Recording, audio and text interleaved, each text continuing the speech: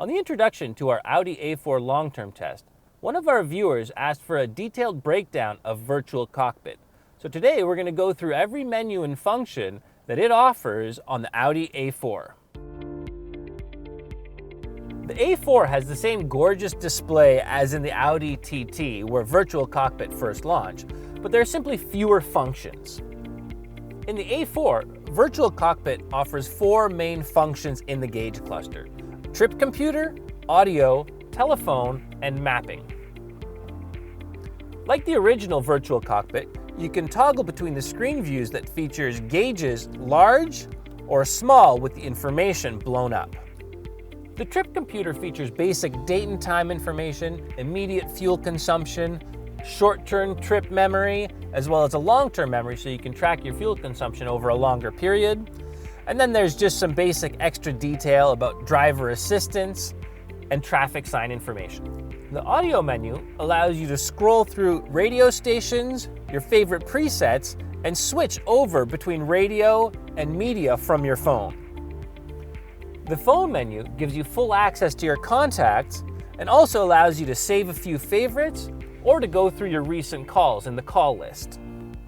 But the coolest feature of the Virtual Cockpit has got to be the full map right there in the gauge cluster. The screen is 12 inches across, so you get really good detail, and it's incredibly easy to zoom in and out using the scroll wheel with your left thumb.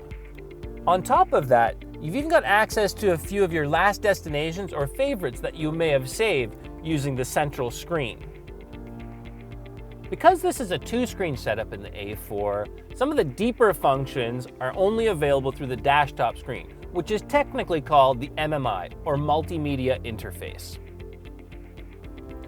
Vehicle settings, like tailoring the individual mode in Audi's Drive Select system, you have to go through this main menu.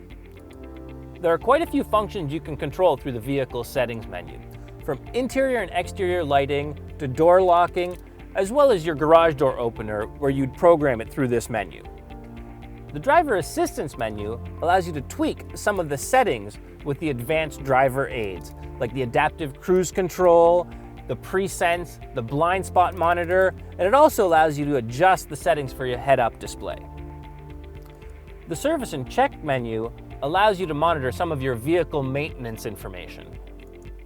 In the sound menu, you can play around with your bass and treble, but you can also adjust the alerts and chimes that you get from various of the other systems, as well as the sensitivity of the speech dialogue system.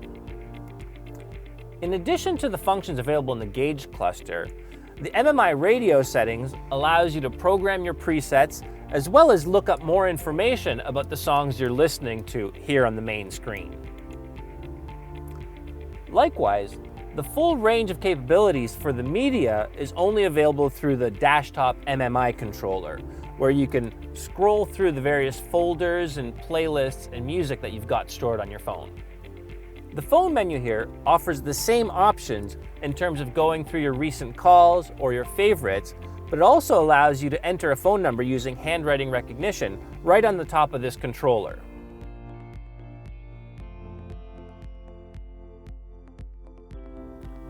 The map looks just as good as this screen as it does in the virtual cluster, and sometimes I find that it's easier to control the map settings like the route criteria or the points of interest along the way that I might want to see. If you want to enter any destinations that aren't already saved as favorites, you have to use the dash-top screen, but you can also enter those through the touchpad on top of the scroll wheel. The final settings menu offers even greater control over some of the basic display functions and the infotainment interface. When your smartphone is connected, the Apple CarPlay will offer the same features you're used to in any car in which you've been using Apple CarPlay or Android Auto. However, on a recent trip, I noticed that sometimes the system just drops my music, whether it's connected through the cable or by Bluetooth. Because the system is split between two screens here in the A4, it's a little trickier to master than it is in the Audi TT. But Virtual Cockpit and MMI are still an amazing new technology that you can get in the A4.